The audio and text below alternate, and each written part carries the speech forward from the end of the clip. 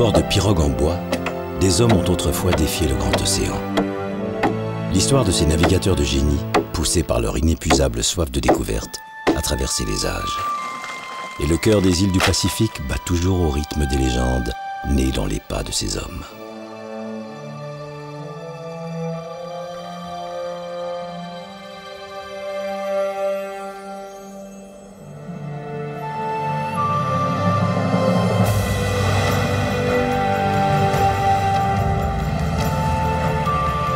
Mais qui étaient les premiers Polynésiens? D'où venaient-ils? Quel chemin ont-ils parcouru? Pour cette nouvelle aventure dans les îles du Pacifique, Francis Le Guesne et son équipe embarquent dans une véritable machine à remonter le temps.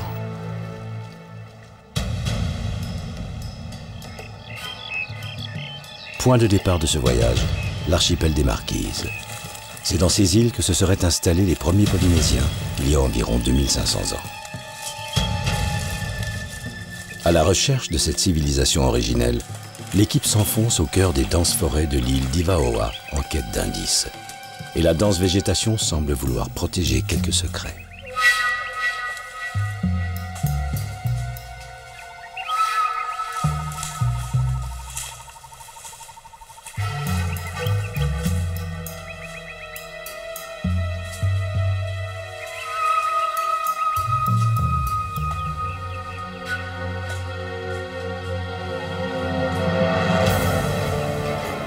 Soudain, au détour d'une clairière, l'équipe découvre enfin ce qu'elle est venue chercher. Le point de départ de l'ancienne culture polynésienne. Ces tikis sont les plus anciens du Pacifique. Ils confirment que c'est bien ici que tout a commencé. Dans l'art primitif océanien, ces statues de basalte occupent une place majeure. Elles symbolisent les ancêtres, les fondateurs de l'humanité.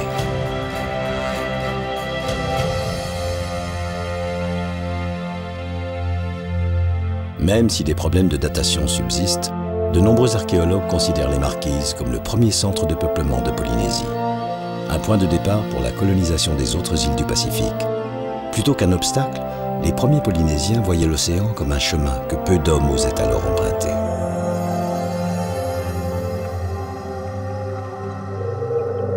À la recherche des vestiges que ce peuple de la mer a laissés au fond des eaux, les plongeurs explorent une anse poissonneuse.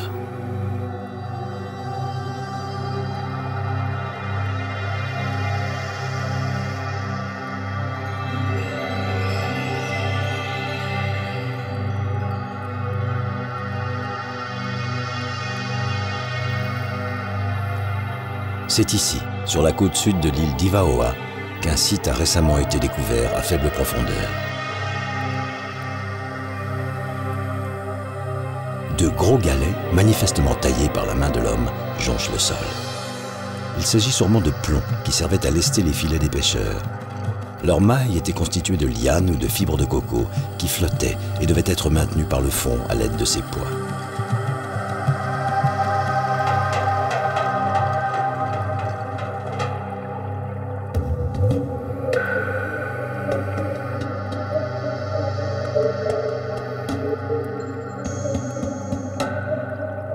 Je reste stupéfait par l'ingéniosité et la patience qu'il a fallu développer pour percer ces gorges et ces trous avec des outils en pierre.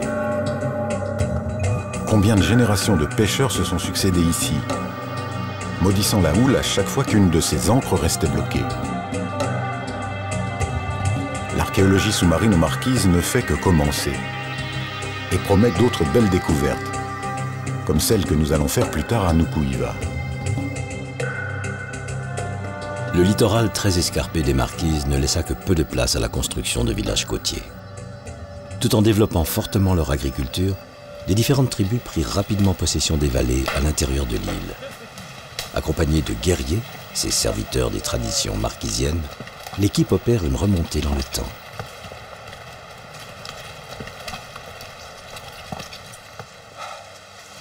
Vous arrêtez là, Tioka? Oui. Oui. Les chevaux vont pas plus loin, c'est ça? Oui, on ne peut pas continuer parce que la descente et la rivière aussi, c'est pas bon. C'est pas bon. Le relief très accidenté de l'île servait autrefois de frontière et de protection naturelle aux populations. Aujourd'hui, Il rend la progression de l'équipe très laborieuse.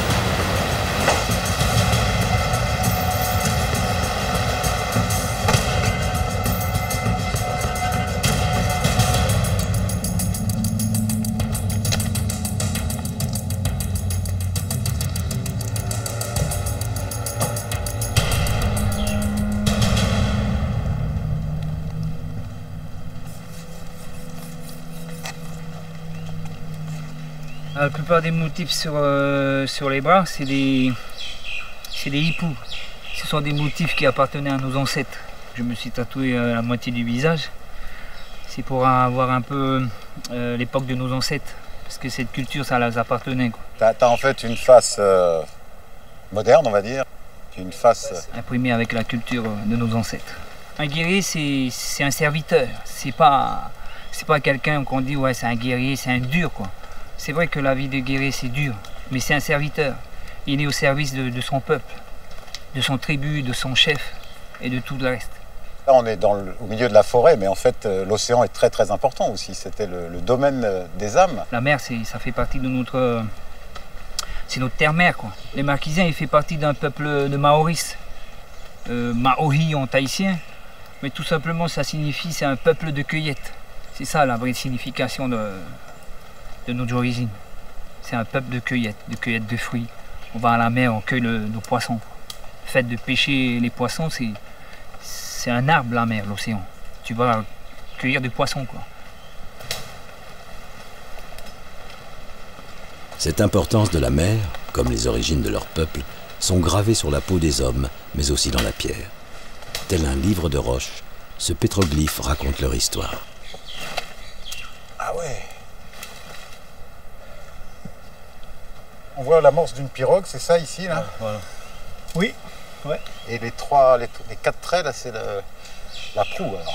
Oui. Là, sur l'avant de la pirogue, il y avait toujours quelque chose qu'ils ont fait comme gravé. Oui, une sculpture, oui. Et ça, alors, ces figures-là? Celui-là, c'est un bonhomme. C'est ça, c'est une figure humaine. Humaine, oui. Alors, c'est avec ça que vous êtes arrivé? Oui, ouais. C'était avec ça, oui. De lointain. De l'autre bout des mers.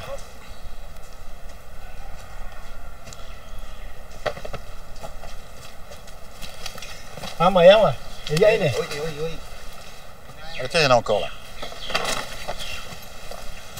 Ah oui. Ah ben regarde, on dirait un... C'est quoi, c'est un poisson? Un dauphin? Non, c'est un dauphin, oui. Il y en a beaucoup des dauphins ici? Ma connaissance à moi, il y a 2 espèces. Il y a un dauphin à Lambec et il y a un dauphin qui ressemble un peu à la baleine. Ça serait celui-là, regarde.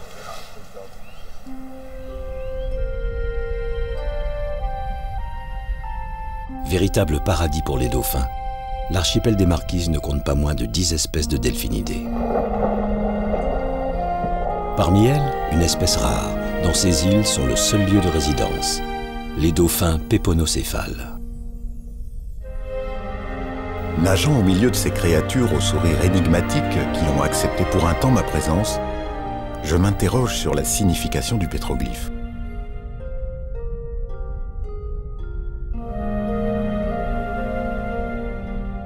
Ce dauphin aurait-il guidé les premiers navigateurs accédant au rang d'animal sacré? Ou serais-je entré de plein pied dans une légende des Marquises? Il était une fois un pêcheur veuf avec ses 6 enfants. Content de sa journée de pêche, il organise un concours de plongée. Celui qui remontera en dernier aura double ration de poi, le fruit de l'arbre à pain fermenté.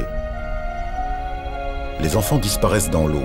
Les minutes passent et le père se tord bientôt de désespoir. Ses enfants se sont sans doute noyés. Alors, 6 animaux qu'il n'a encore jamais vus jaillissent hors de l'eau, vrillent, retombent dans des gerbes d'écume, un large sourire au bec. Il comprend alors que ses enfants se sont transformés. Et parce qu'ils étaient humains auparavant, ils aiment les hommes. Le dauphin péponocéphale est né, Te Maoua.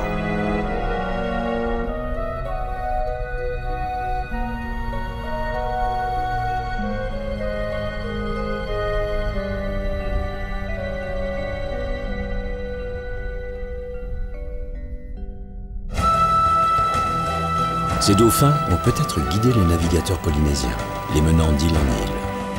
Mais si la découverte et la colonisation des terres du Pacifique s'est effectuée par la mer, certaines légendes racontent que les hommes auraient également emprunté des passages souterrains.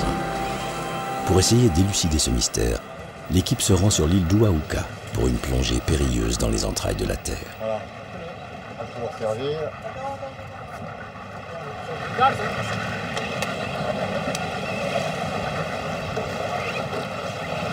Là, ça c'est une grotte de dissolution qui s'est effondrée en partie et là c'est un espèce de faux plancher. Soit il y a un passage sous-marin dessous, soit il y a un passage au-dessus.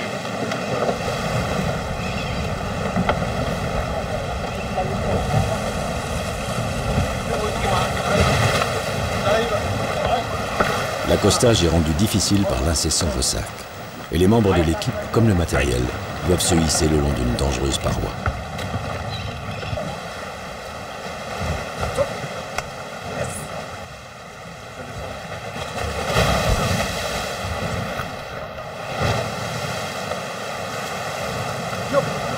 Attention, ça glisse énormément.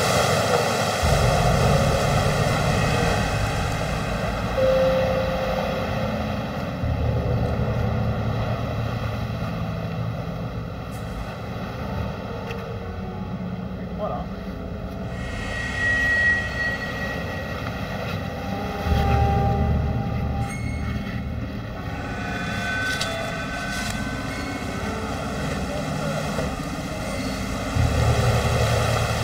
Mer intérieure.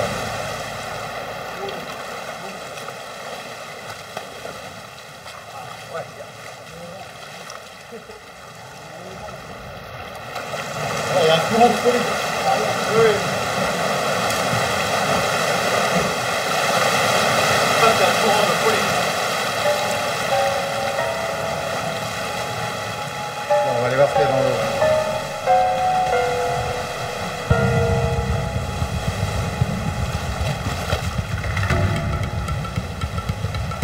La plongée spéléo est l'une des disciplines d'exploration sous-marine les plus exigeantes et les plus délicates. L'eau qui s'engouffre dans la cavité génère de violents courants et complique la tâche des plongeurs qui doivent redoubler de prudence.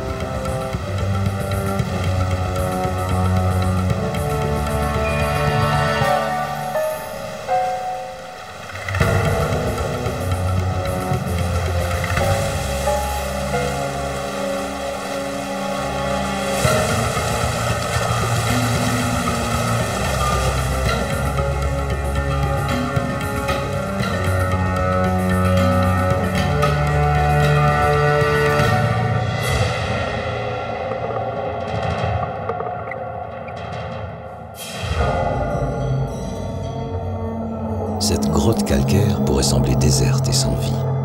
Et pourtant...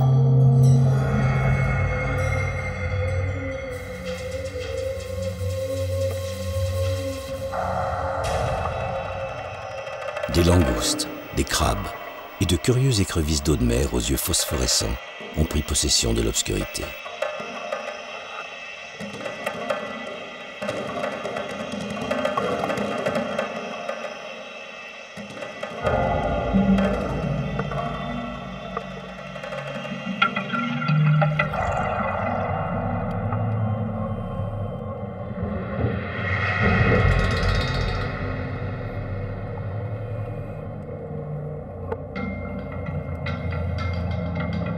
Les plongeurs se frayent un chemin dans une étroite galerie, sous les coups de boutoir de la houle.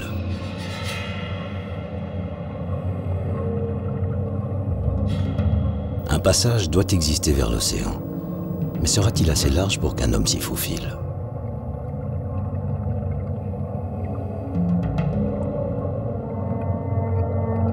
Il n'est pas certain que ce tunnel ait toujours été sous les eaux. Comme le raconte la légende, des hommes l'ont peut-être un jour emprunté à pied. Dans le Pacifique, la tectonique des plaques a parfois engendré des mouvements verticaux des fonds océaniques, faisant augmenter le niveau de la mer d'environ 1 mètre tous les 1000 ans. Sans trop y croire, nous sommes parvenus au bout du tunnel. Et c'est avec un certain soulagement que je retrouve l'eau libre, le bleu de la mer rayé de soleil. Nous avons traversé l'île de part en part.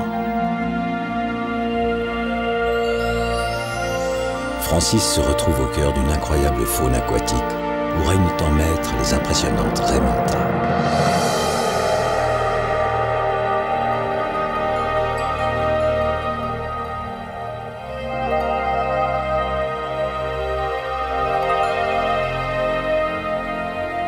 Surnommée diable de mer par les marins, la raie manta a souvent souffert d'une mauvaise réputation, peut-être en raison de sa façon de se mouvoir, qui serait celle d'un oiseau étrange vivant au fond des mers. Autrefois, les pêcheurs la pensaient même capable d'entraîner les bateaux par le fond, à tire d'aile.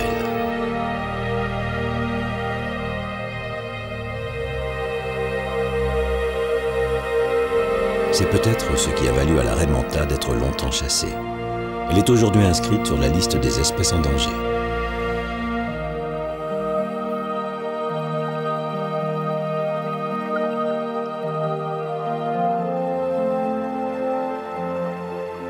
Les raies manta sont pourtant des animaux pacifiques. Se nourrissant de plancton, elles peuvent atteindre 6 mètres d'envergure et pèsent généralement plus d'1 tonne. Des dimensions impressionnantes que leur vol majestueux et paisible ne laisse en rien deviner.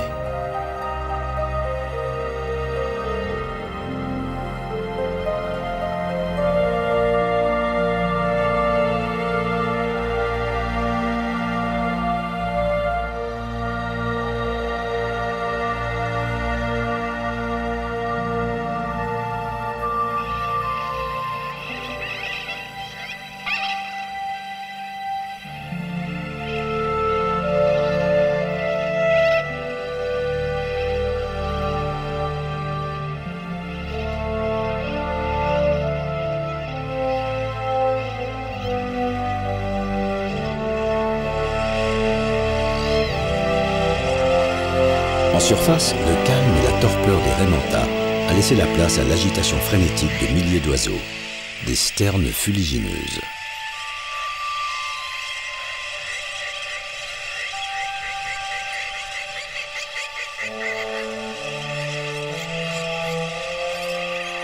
À la pointe sud-ouest de l'île d'Oahuka, le motu aux oiseaux est un véritable sanctuaire pour ces sternes, présente depuis toujours dans la mythologie polynésienne.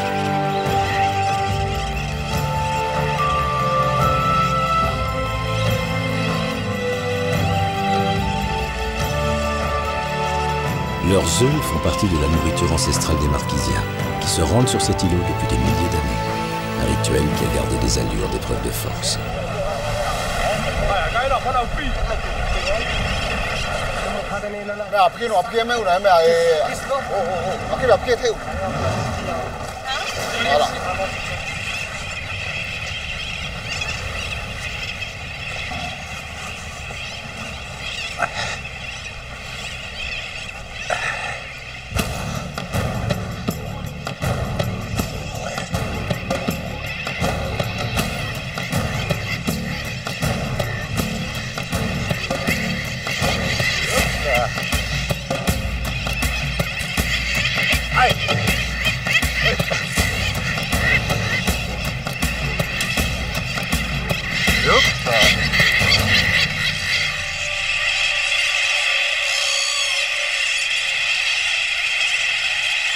Ça pique, hein? Oui. C'est quand on passe sur les jeunes, voilà. J'imagine.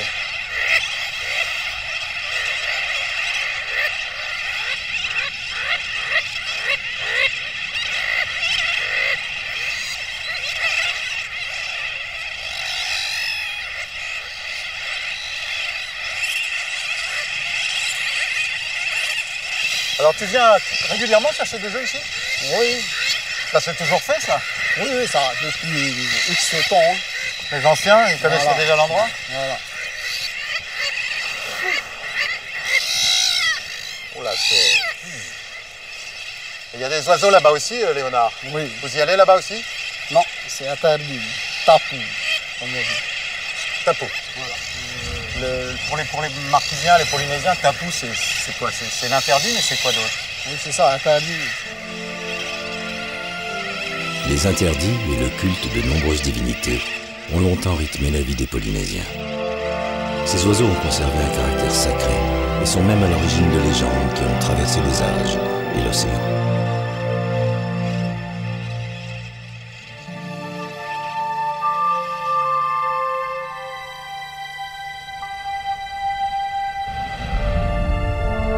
Au sud-est des Marquises se dresse l'île de Pâques, peut-être la terre la plus isolée du monde, où les sternes furent aussi un pilier de la culture et des croyances locales.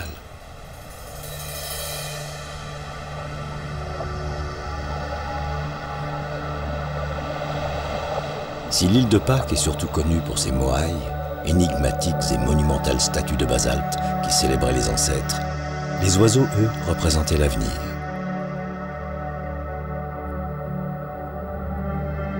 Ici, l'œuf de la sterne avait une symbolique très puissante. Il était considéré comme l'incarnation de Makemake, le dieu qui créa le monde. Il représentait le renouveau de la vie.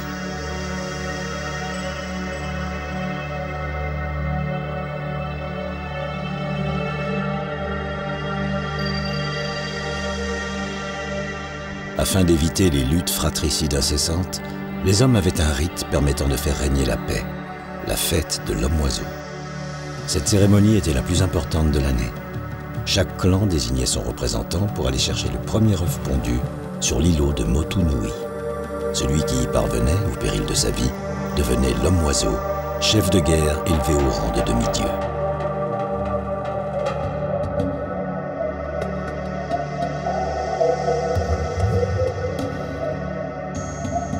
Au cours de ce qui fut l'une des plus grandes aventures maritimes de tous les temps, les hommes parcoururent des milliers de kilomètres à travers le Pacifique, se construisant ainsi une culture commune. Ces grandes migrations sont à l'origine de la colonisation de Hawaï, l'île de Pâques et la Nouvelle-Zélande, des contrées aux conditions extrêmes. Activités géologiques et mouvements tectoniques ont profondément bouleversé la physionomie des paysages, ce qui pourrait expliquer les mystérieuses tombes englouties par les eaux dont parlent les anciens. Pour les vérifier, les plongeurs vont les voir prendre des risques. Ça se lève et ça m'inquiète. Alors en fait, super gaffe, parce que dans la grotte, tu connais le problème. Tu as la houle qui va te pousser à l'intérieur. Il y a déjà eu des accidents mortels de gens explosés sur le rocher. Et en plus, tu sais, par rapport à la pression, on va être dans très peu d'eau peut-être, et d'un seul coup, une très forte pression qui nous arrive, et dans les oreilles et dans la cage thoracique. Donc dès qu'on sent un coup comme ça, sortie tout de suite. Ok. Allez. Ok.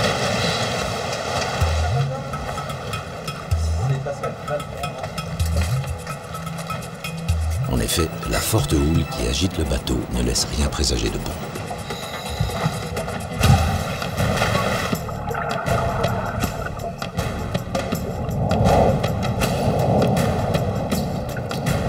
Sous la surface, les plongeurs sont malmenés par la violence des vagues qui se fracassent contre les parois.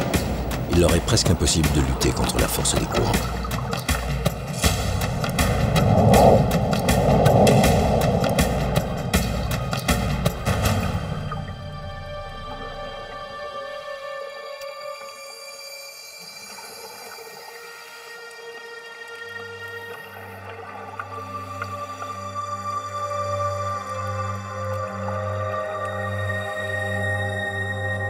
Dangereusement ballottés par la houle, les plongeurs atteignent la base de la falaise sous-marine où s'ouvre une grotte.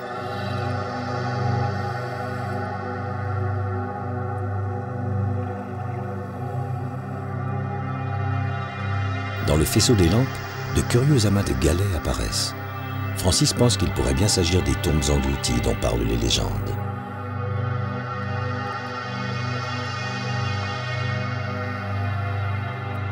Mais les pierres, soudées par le temps, garderont leur secret.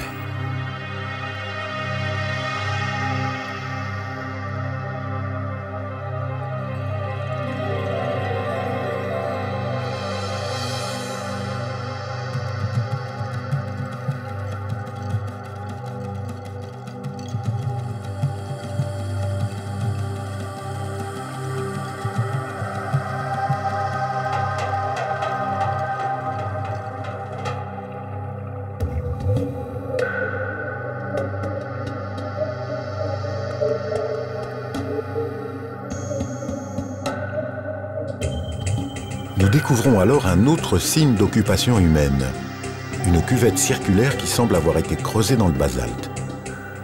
Difficile de croire cette fois à une coïncidence. Quelle peut être la signification de ce site et de quand date-t-il? Cette découverte, si elle se confirmait, pourrait repousser loin dans le temps l'occupation humaine des Marquises.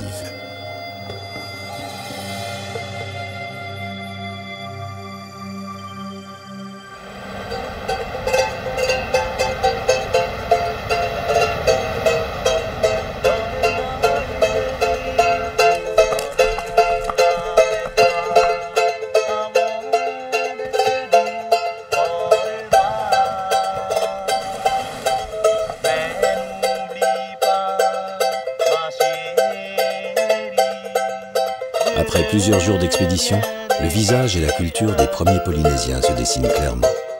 L'équipe sait désormais comment s'est opéré le peuplement dans le triangle polynésien. Et pourtant, un simple légume va semer le trouble dans les esprits.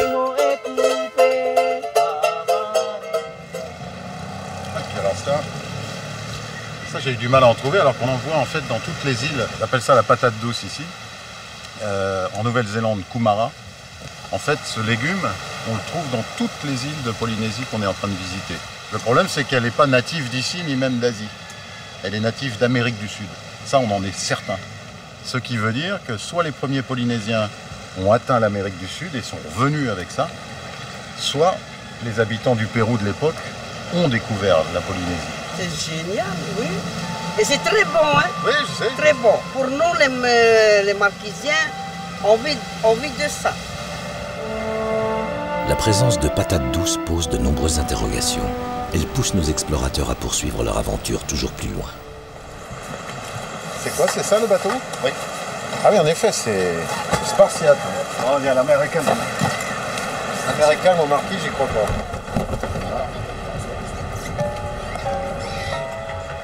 Toutes les certitudes de l'équipe sont ébranlées. Les îles de Polynésie n'auraient-elles pas été découvertes par les seuls Marquisiens? Des métissages se seraient-ils opérés?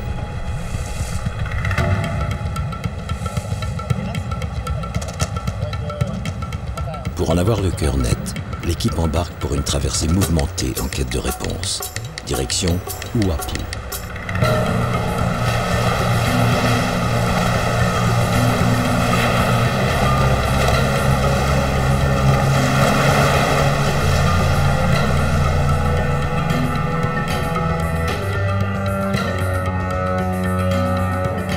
C'est sur cette île, située à 45 km au sud de Nuku-Hiva, que les attend Pierre Ottino, chercheur et docteur en archéologie préhistorique. Ce spécialiste des cultures insulaires du Pacifique entraîne nos aventuriers encore plus loin dans le temps.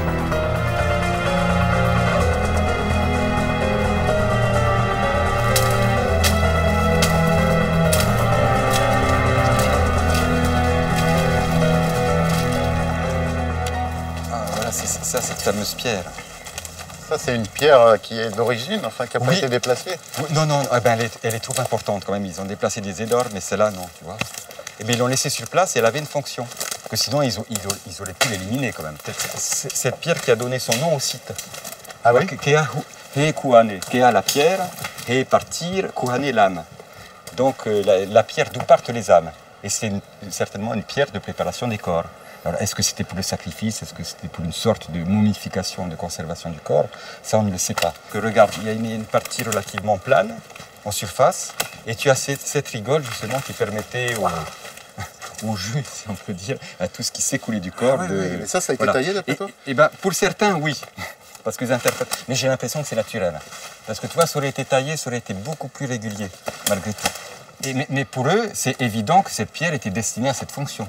Parce qu'ils l'ont utilisée, tu vois, la partie sorbitale un petit peu creuse, tu poses le corps, tu prépares, tu basses, et évidemment, tout ce qui s'écoule et s'évacue des corps pouvait glisser par là, et après s'évacuer, au loin, passer à travers le toit et vers l'extérieur. Et ils en faisaient quoi de ces corps après?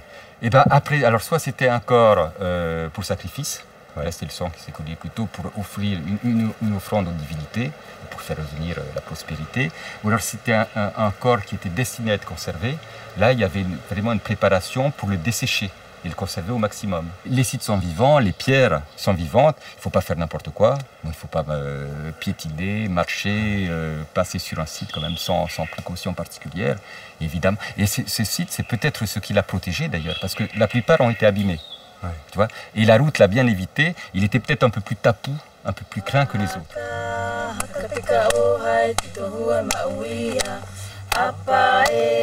Avec l'arrivée des Européens et du christianisme dès le XVIe siècle, la culture ancestrale polynésienne, basée sur une tradition orale, faillit disparaître. Il fallut attendre les découvertes archéologiques du début du XXe siècle pour lui rendre ses lettres de noblesse.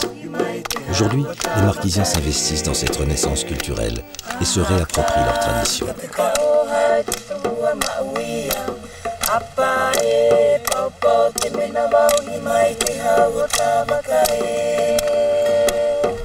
Qu'est-ce qui t'étonne le plus, toi qui as étudié vraiment ce peuple polynésien et marquisien?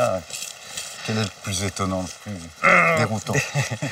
Pas le plus déroutant, mais le plus étonnant. Et déjà qu'il soit arrivé ici. Oui. C'est quand même, quand Premier tu vois les miracle. distances, c'est le premier miracle, si l'on peut dire, même si c'est certainement pas miraculeux, parce qu'ils étaient doués, parce qu'ils étaient observateurs, parce qu'ils avaient des tas de techniques. Et c'est un peuple vraiment qui voulait découvrir et qui voulait aller plus loin.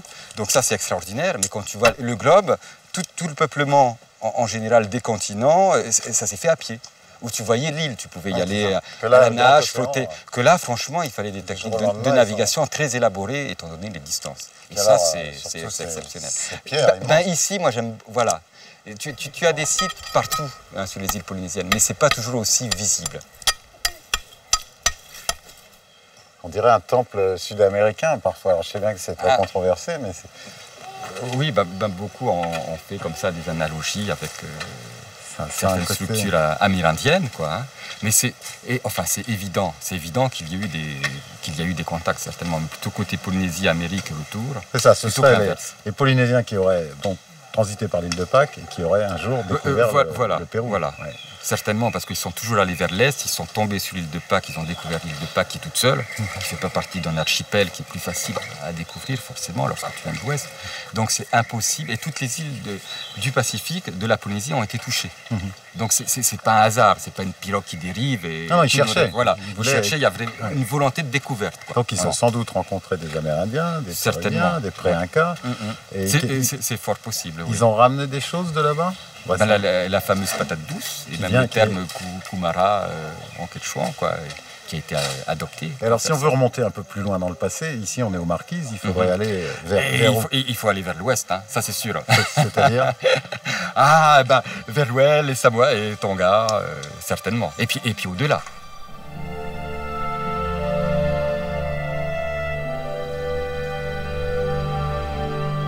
Les premiers Polynésiens découvrirent l'archipel des Marquises environ 500 ans avant Jésus-Christ. Mais pour retrouver la trace de leurs ancêtres, partis du sud-est asiatique 3000 ans avant notre ère, il faut remonter encore plus loin dans le temps et traverser l'océan.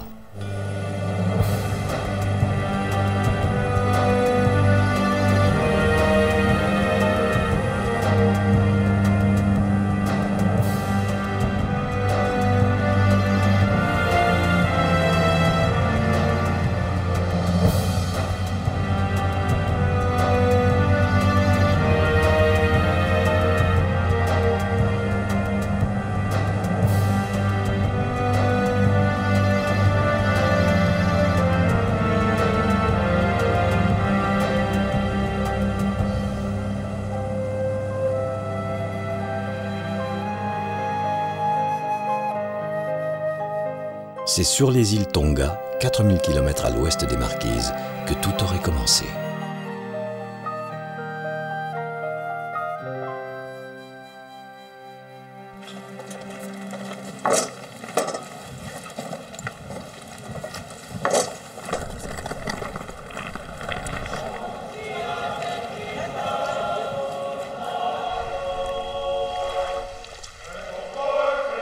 Contrairement à ce qui se produisit aux Marquises, l'arrivée des Européens au royaume des Tonga ne détruisit en rien la culture de l'archipel.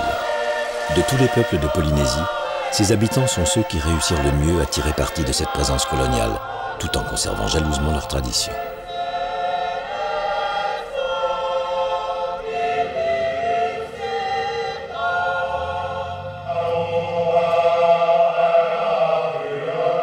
Cette monarchie, gouvernée par une lignée de rois sacrés, s'appuie aujourd'hui encore sur une puissante église méthodiste.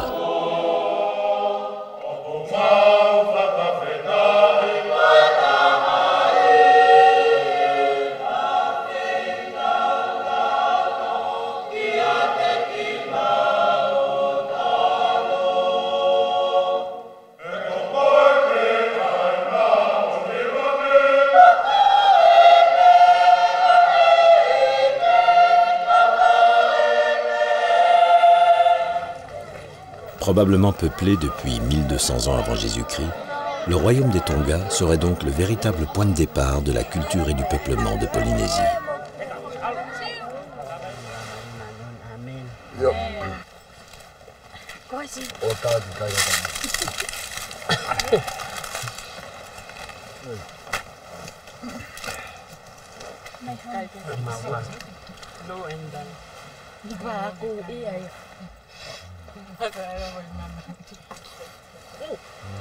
La mythologie des Tonga est riche de nombreuses légendes sur la création et les origines de l'archipel. Elles se transmettent de génération en génération depuis des siècles.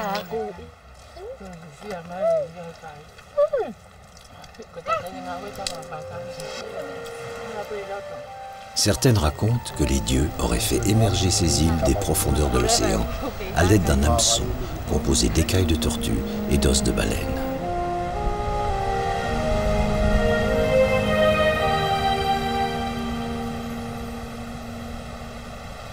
Ces histoires de divinités pleines de poésie ont sûrement fait rêver les archéologues qui viennent ici chercher réponse sur les origines de la culture polynésienne.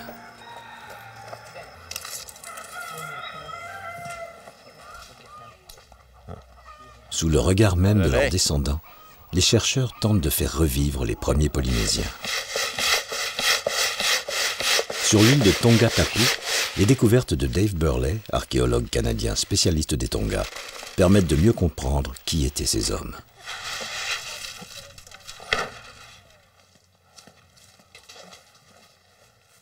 Oh, parfait. C'est fantastique. Tu as trouvé quelque chose? Oui, c'est un morceau d'obsidienne, une roche volcanique qui ne provient pas de l'île. Il n'y a pas d'obsidienne sur l'île. Non, il n'y en a pas. Elle doit provenir du fin fond du Tonga Nord, du côté de Tafai, à environ 400 km d'ici. C'est donc la preuve qu'ils sont venus par bateau. Oui, tout à fait. Pourquoi ce besoin de voyager? On ne sait pas vraiment. On suppose que les populations au Tonga et à Samoa étaient très importantes à l'époque. La surpopulation les aurait poussés à explorer le monde environnant, à la recherche de nouvelles terres. Une autre caractéristique de la société polynésienne est la concurrence effrénée qui régnait entre les chefs. Ainsi, ceux qui ne possédaient pas leur propre terre emmenaient leurs tribus vers de nouvelles îles, de nouveaux espaces. Ce morceau correspond à une partie d'un bracelet, comme celui-ci. C'est un fragment de bracelet. C'était des artistes. Ils étaient de véritables artistes. Ils s'appelaient comment? Les Lapita. C'est intéressant à propos des peuples appartenant à la culture Lapita. Leurs poteries sont toutes conçues sur le même modèle et sont ornées de décorations caractéristiques.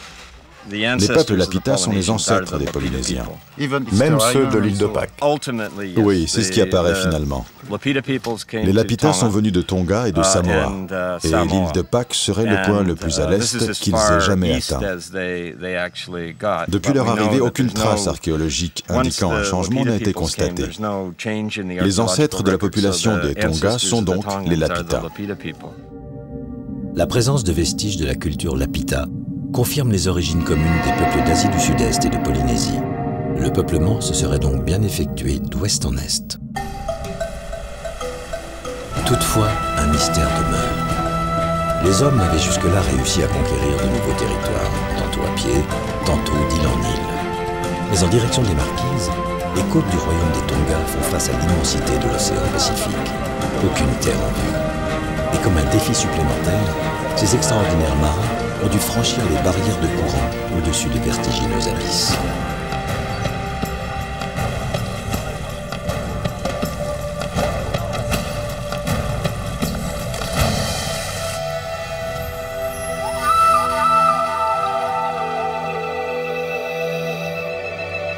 Sous l'eau, c'est un jardin de corail baigné d'une eau chaude et transparente qui accueille les plongeurs.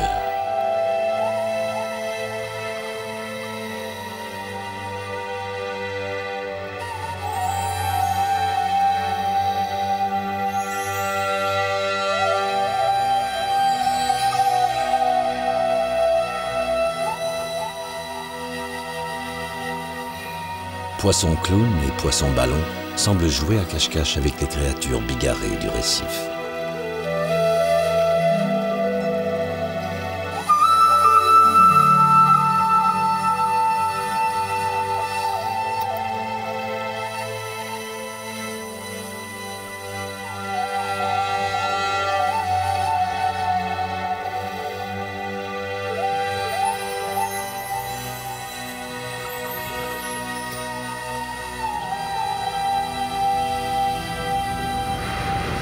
explosion de vie à proximité d'un des plus fabuleux gouffres sous-marins de la planète, la fosse des Tonga.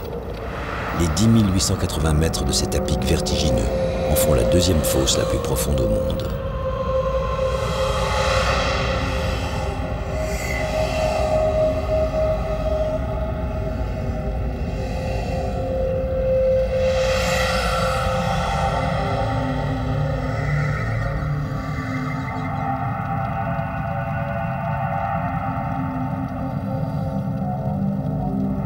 Plus la surface s'éloigne et la lumière diminue, plus l'atmosphère devient pesante. Sensation accentuée par l'apparition au loin d'une silhouette inquiétante.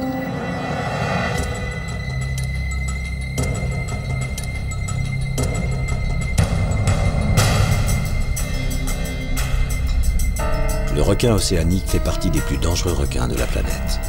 Vorace et omnivore, c'est un opportuniste rapide et puissant qui peut atteindre 3,90 m de long. Réputé pour son agressivité et son caractère inquisiteur vis-à-vis des plongeurs, ce requin est sans aucun doute responsable de nombreuses disparitions de naufragés. Il ne s'approche que rarement des côtes et l'équipe sait la chance qu'elle a de pouvoir l'observer aujourd'hui. Mais elle en mesure aussi parfaitement les risques.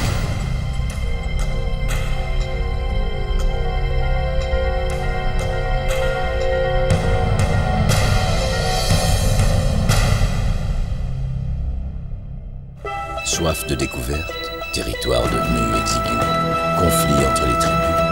Quelles que soient les raisons qui poussèrent les hommes à prendre la mer, rien ne semble avoir pu les arrêter.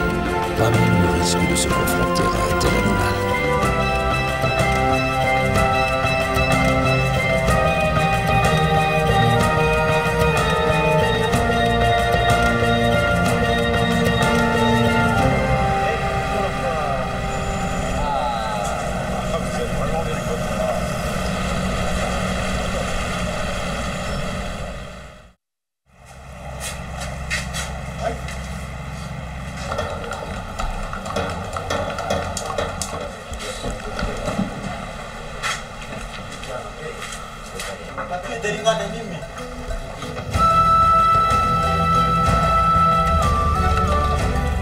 De retour sur Terre, sur l'île d'Eua, nos explorateurs décident de terminer l'aventure comme elle a commencé.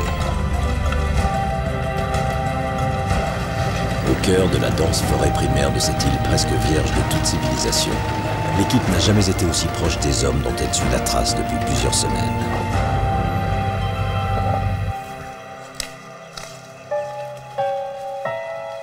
Dans cette nature intacte, les milliers d'années qui la séparent des premiers Polynésiens semblent s'être envolés.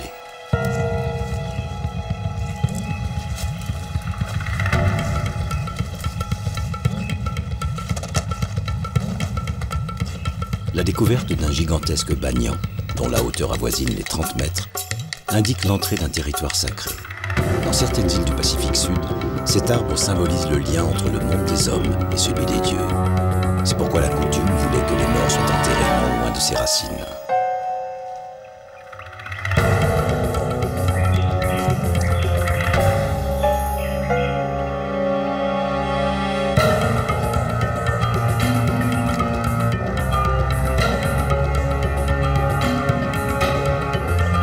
Le lacis de racines aériennes s'étire tel un passage permettant de faire un saut dans le temps.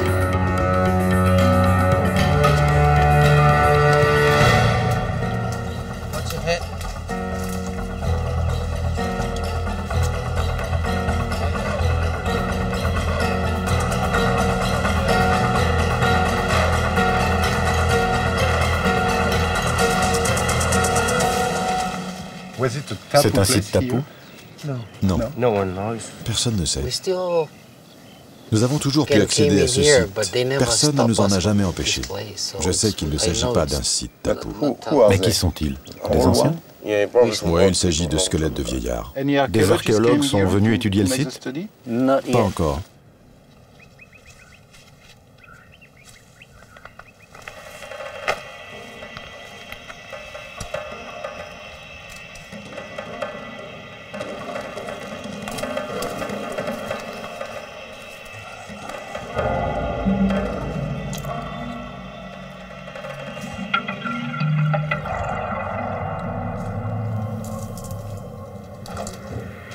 C'est curieux.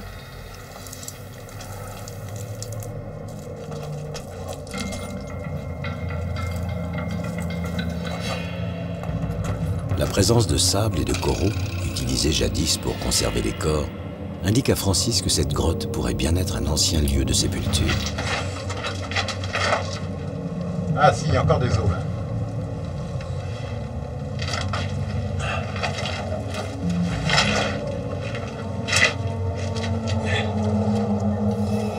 C'est un tibia ou un fémur. Je touche pas, mais ça a l'air d'être en place. Hein. Là ici, à mon avis, il est enseveli là, juste sous moi là.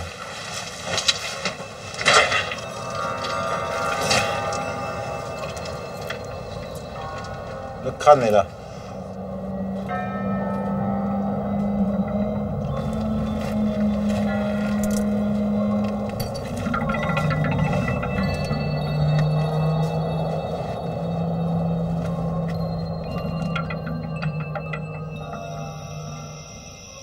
Laissant les morts reposer en paix, il est temps pour Francis de rejoindre le monde des vivants.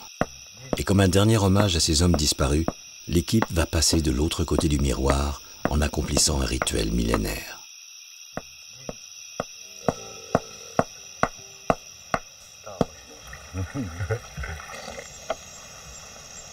Les membres de l'expédition ne sont plus de simples aventuriers, observateurs d'une culture qui leur posait jusque-là question. Partager le kava, cette boisson préparée à partir de la plante du même nom, revient à vivre pleinement cette transmission de traditions ancestrales toujours vivaces.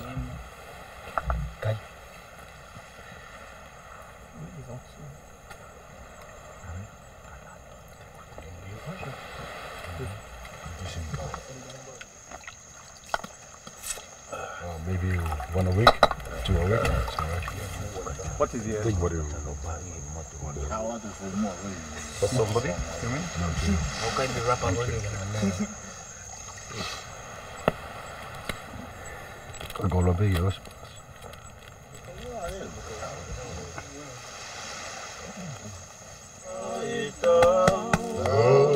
Depuis toujours en Polynésie, les prêtres boivent le kava pour entrer dans un état de conscience altéré qui leur permettrait de communiquer avec les dieux et les ancêtres. Également consommé par les villageois lors de cérémonies religieuses ou politiques, le partage de cette boisson psychotrope est vécu comme un acte social, une véritable communion.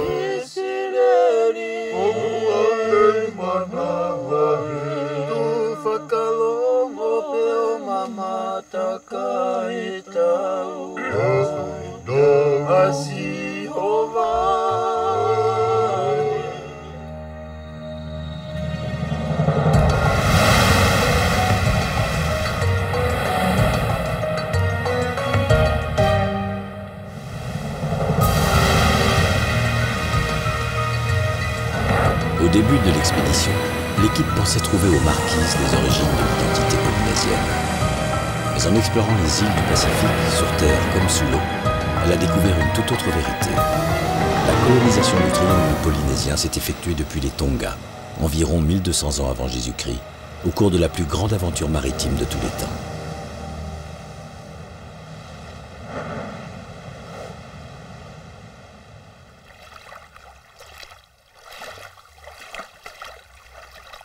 Les archéologues n'ont pas fini de reconstituer cette histoire à la longue mémoire, qui prit racine près de Taïwan il y a environ 4000 ans.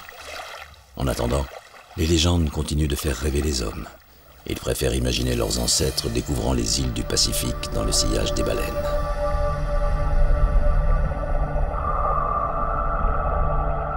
Les mammifères viennent depuis toujours se reproduire dans ces eaux calmes durant les quelques mois de l'hiver austral.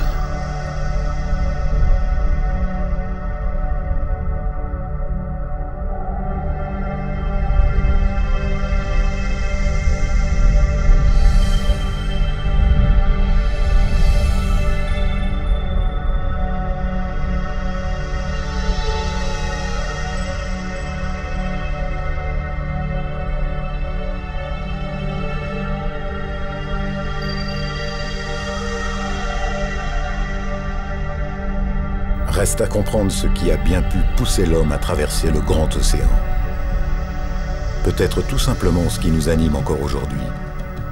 Le même esprit d'aventure, le goût de l'exploration, une certaine idée de l'ailleurs peut-être.